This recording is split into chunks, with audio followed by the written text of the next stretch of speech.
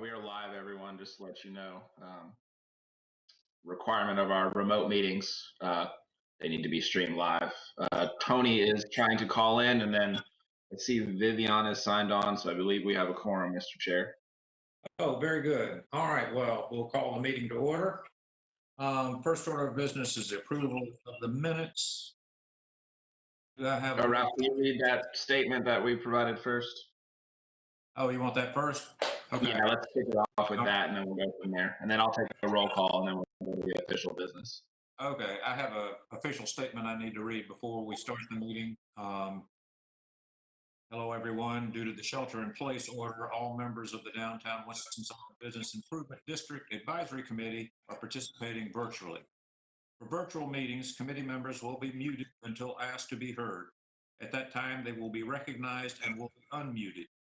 When there is a vote, it will be necessary to take a roll call vote. A committee member will be recognized and will raise their hand and state their vote.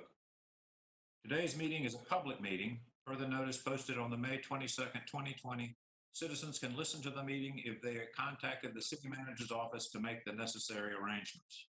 A recording of today's meeting will be available Friday, May 29th on the city's website. Thank you, Mr. Chair.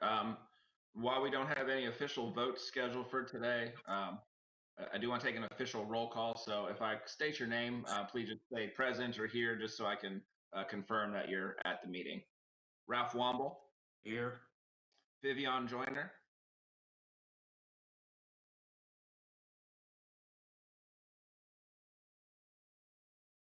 Tony Brett. Chad Cheek. Shannon Meyer. Here. Kelly Brown. Here. Rodney Davis. Lauren Desai. Here. Charles Wilson. I think I was on mute. I'm here. I just joined. Okay. And Vivian, I see you on the participant list. Are you here? I am here. I think I was on mute. I apologize. Excellent. Okay, and okay, we're good to go. Mr. Chair, the floor is yours. Okay. First of all, did we distribute minutes? They were included with the agenda materials that I sent out last week. Okay, very good. All right. First order of business is approval of the minutes. Do I have a motion for approval? Mr. Chair, I make a motion to approve. Do I have a second? Second. Who was that second, just to clarify? Charles Wilson. Thank you, Charles. All those in favor? Say aye. Aye. Any opposed? Okay, so moved. All right, first order of business, Stephen, your report, please. Okay. You know, the agenda has city staff report and proposed budget. I'm going to jump just right into the budget because that's really my report. The FY 2021 budget was presented to the Mayor and City Council this past Thursday on May 21st. That included the budget for the Business Improvement District and its work plan. We've sent some iterations of the work plan out. I'm going to share a screen that will show kind of our final, what it looks like. Just bear with me 1 second.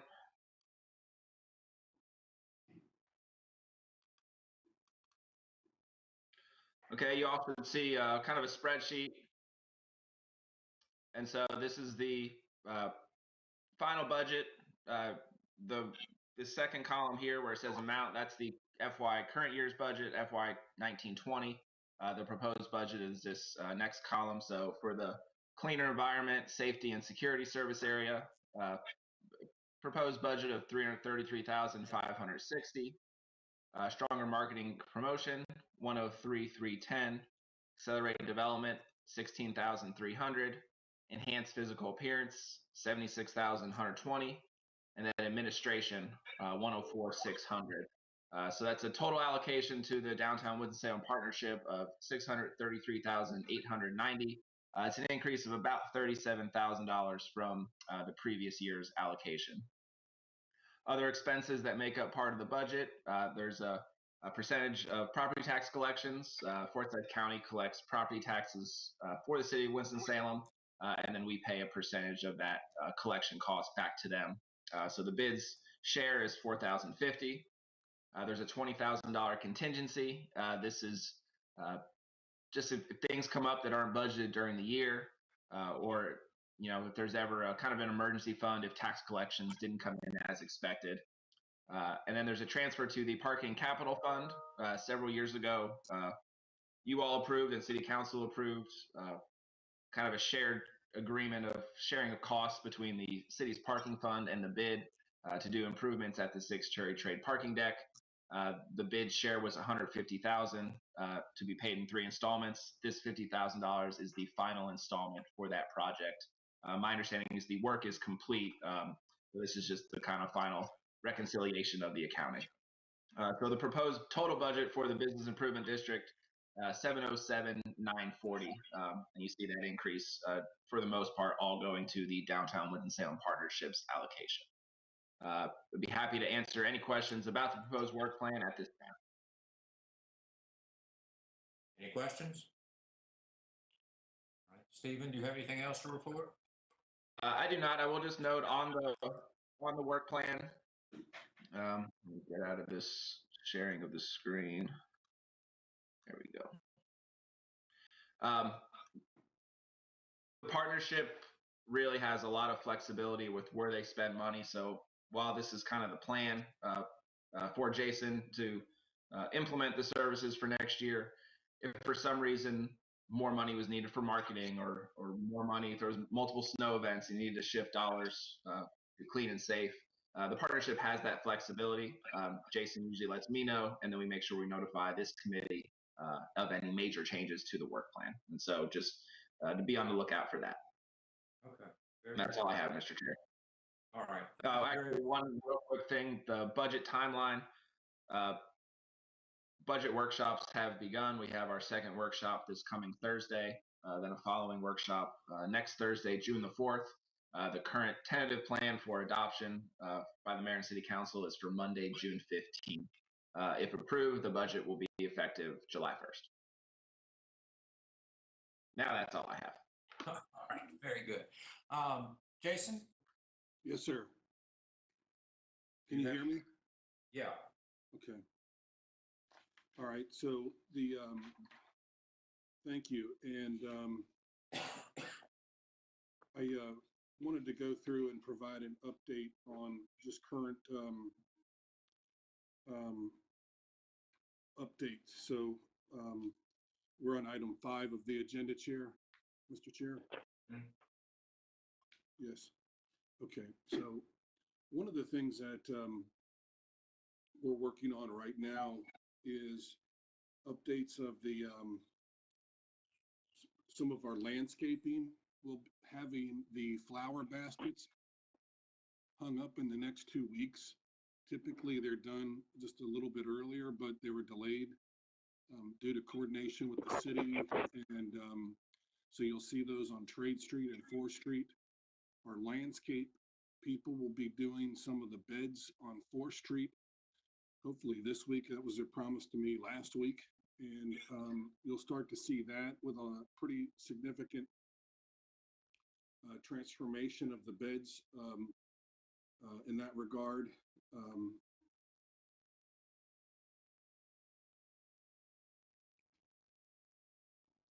Some of the other projects that we're working on, the clean team has been doing a lot of pressure washing.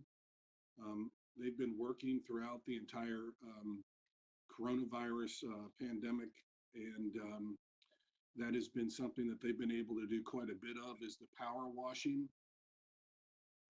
One thing that we have confronted some costs that we didn't experience in the past is the city has changed, the state has changed their water access cost and fees, and it's a significant cost. It cost us like $2,500 just to get access to the equipment and to get permits and inspections, and that's something that we're concerned about. One of the things that in the clean team operations that we've seen this year is we did not have a huge snow event. So There was a little bit of snow early, but we didn't have huge snow this year. But some of the other costs that we've looked at, some of the other things that we've been working on across downtown, some of our goals is replacing a lot of the pedestrian signage, the round orange kiosk signs with a lot of strapping. Many of those were taken down when the Duke Energy and the city replaced the overhead signal arms or the mast arms during the Business 40 construction period. So that's something that we've been working on, and you probably see a lot of those reappear in the last 5 or 6 months. One of the other things that you'll see, which is not necessarily bid related, is the large transportation signs that offer wayfinding to the vehicular audience. The large signs will be replaced sometime in the next month or so by the NCDOT as part of their contract. That was something that you, Ralph, had helped us secure funding when you were with the Department of Transportation's board. So this is something that we received federal funding for, and that's something that the current signs are starting to look sun faded, and I think that's very positive. Another thing that we've done in the passageway area, I'm really impressed with the way of the landscaping. If you get a chance to walk down there, we've had very good success with keeping the landscaping the way that we would like in the passageway. A lot of that has been done with just because the species of the plants has been very susceptible to growth. There's a lot of sun and shade. We did install a camera that is able to add to our existing cameras in the park. That was something that gives us added perspective of the park, and so that was something that we've also worked on. Some of the other things that we've been talking about for a long time in the bid is trash and recycling, the carts that are all around downtown. One of the things that we've been working on is the ability to find a location for a prototype for a compactor with a screened area. And so if you could find some private property and you could build the cost of a private compactor to be installed, you could potentially remove all of the roller carts in an area of service surrounding it, which would create a better aesthetic instead of the roller carts and the overflowing recycling bins. We've been having challenges with one of the recycling contractors staying in business, and we're concerned that at some point in time maybe they will go out of business, but they haven't yet. But that may leave some of our business owners without a contractor to work with who would come and pick up. Many of the larger recycling contractors won't pick up small contracts or small accounts, such as just a small one-off roller cart. And this is something where we've seen Roanoke, Virginia as a really good example or model for how we would like to proceed. And it's one thing that we are hoping to do a trip up there with the Johnny Taylor, the city's operations director, who oversees several departments, but also the sanitation department is part of his portfolio.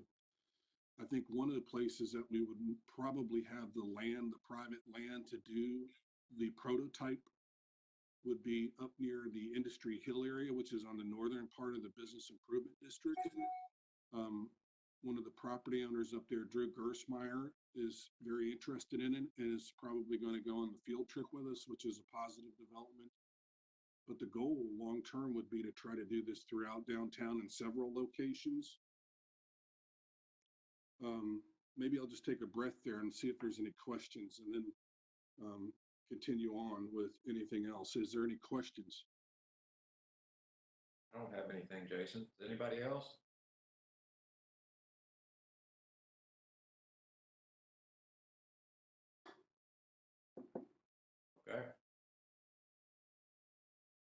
continue. Okay. One of the things that I've been working on, I wanted to talk about the flower beds on 4th Street.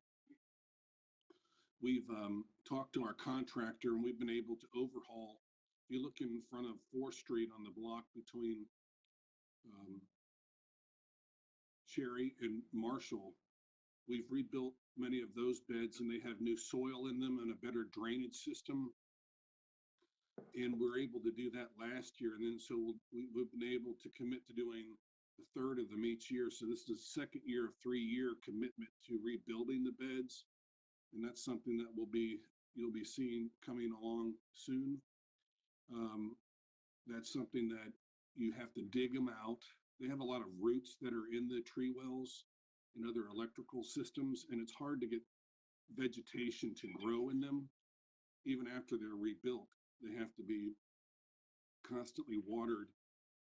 But it's time, probably past time for the summer planting.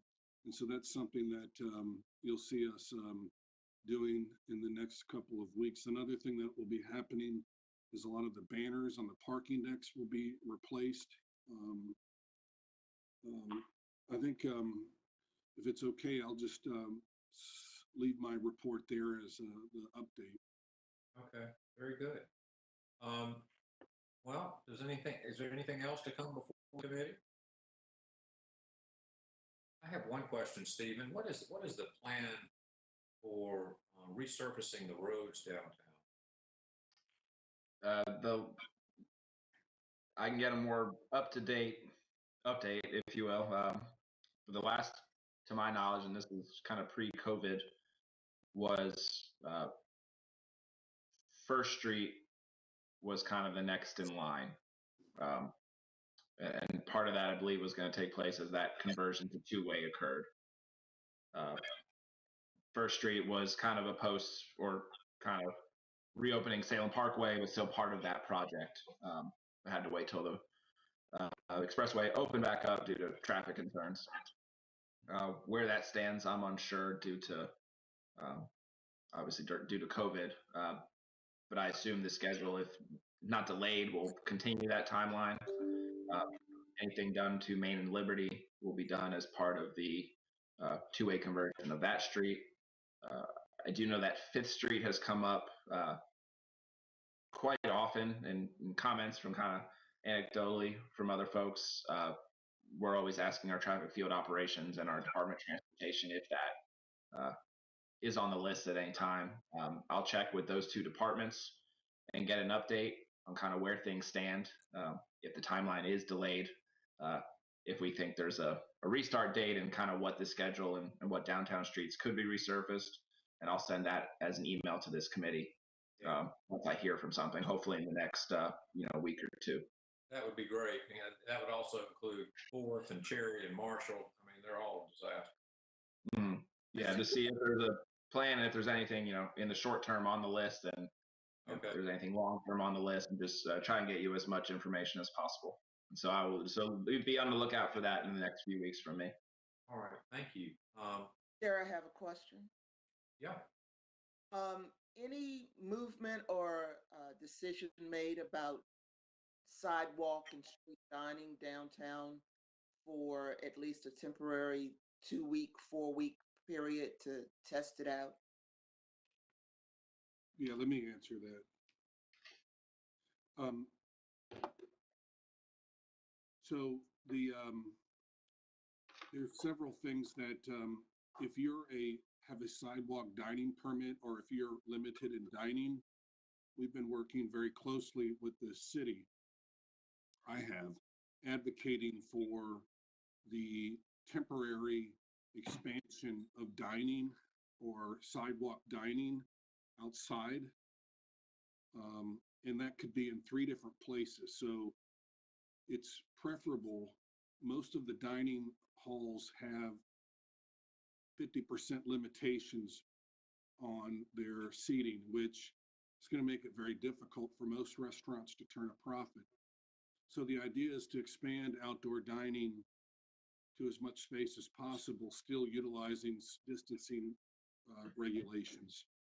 And so the first thing that could happen the city would allow, and I think they've been amenable to this, and I've asked them to make it more public, and because it's not my place to say yes or no, you can do it. So there's three ways you can do it. You can do it on your own private property. You can do it and expand your own sidewalk dining, which is in the public right of way. Or a third way, which would be to close the street. And so I've been talking to them about the first three, those three options. You could do some other things like take the parking spaces on the street too and keep the road open, but that's more complicated. The private property, let's say that if you owned private property, like a parking lot or some other area that is on your space that was not typically approved for dining, the city has said that they would certainly be very willing to look at that and seem very positive about that. But I've been asking them to make a more public comment about that. And the city of Charlotte sent out some guidelines on Friday, and on Saturday night, the state ABC commission approved the exact allowance to do that with guidelines. So, so I think it's allowed, but the city attorney's got to, look at it and verify that. I mean, I've been telling them this for a week. And then the second thing is sidewalk dining. If you have a sidewalk dining area, you could expand that if it were done with the cooperation of your adjacent property owners with their permission, and it did not block the ADA requirement. So that's the first two things, and those are going to be permanent things that people could do all the way until the temporary situation is resolved. So those are 24/7, 365 things that I think most people across the city could do right now. And I've talked to most of our business owners downtown about those two things. The third thing is something that sounds great, which is closing the street, but comes with a lot of challenges. And I've started that conversation. And in essence, each block unit, we would try to keep the block closed. We've been talking about closing the blocks, but in essence, what it would do is allow the sidewalk dining to be expanded into the parking lot or into the parking space and essentially into the street. But this would only be for very limited periods of time, for like a night at a time.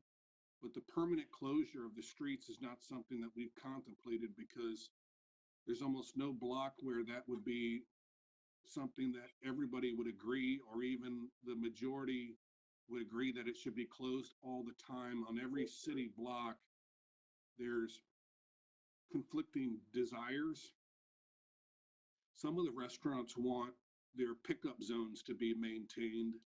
Some don't want the street closed. And then you have other folks who have different, who their lifeline is the street.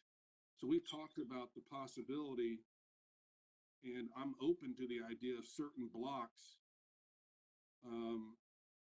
closing their street, but it's going to take a consensus. But it's first going to take the city recognizing that if we did, we could allow their sidewalk dining to expand in the street. I believe that the state gave them that power on Saturday night. With some property owners, like in the perfect application, I think with, and I want to talk to you about this specifically, Vivian, but one of the things that I think is feasible for your area is you could block off your driveway and utilize a good majority of the driveway if you didn't want it for car access for dining. And that's something that to me is kind of the same customized position that I've been talking to most of the business owners. There are some businesses that don't have that capacity. So it's a one block at a time decision on the idea of closing the streets. But even if there is a closing of the streets, we've talked about rotating it around different parts of downtown. and only doing it in very select times. So I don't know if that's going to be the solution, but I do think the expansion of sidewalk dining and into areas like parking lots and other areas that are privately owned is really very attractive. Thank you, Jason. One of the things that I did want to ask the group is that we've had questions about the use of expenses of police costs for off-duty police officers or other personnel for the street closures. And in the past, we really shied away. I've never used our bid funds for such a purpose, but one of the things in this pandemic, one of the things is I don't have any other resources of money to pay for off-duty police officers if that's necessary to close the streets. And I wanted to see if I could get the permission of the advisory committee to see if we did come up with a plan for intermittent closure of streets, if we could use the bid funds to pay for the off-duty police officers within reason. I think it has to be a nominal fee, but I'm very concerned about just doing it without bringing it up first. Sure.